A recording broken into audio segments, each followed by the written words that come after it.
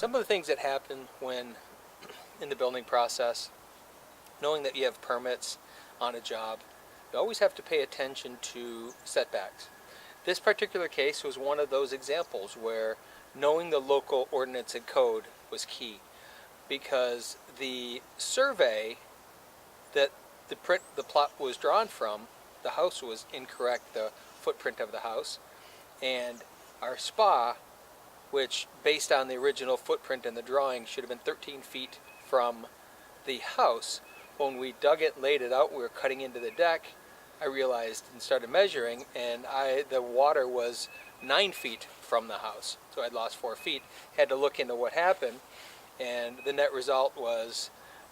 the way that the drawing was done initially, they had followed the roof line of the upstairs and not the downstairs, and the house extended 3 feet longer, that closer to the area I was working than was originally thought.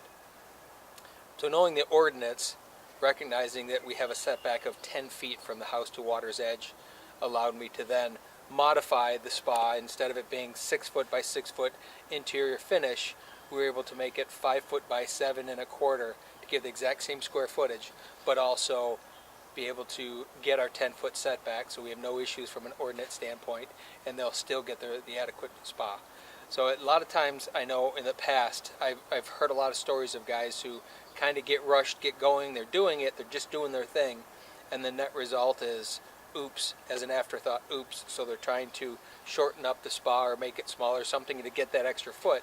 and to lose that extra foot,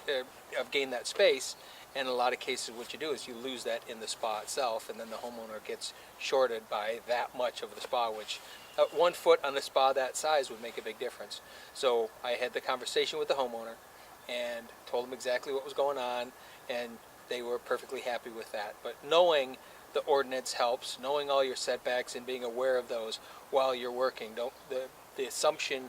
is, don't make the assumption that everything is exactly correct. A lot of times when you field measure stuff, it's different than what a blueprint or a print would say.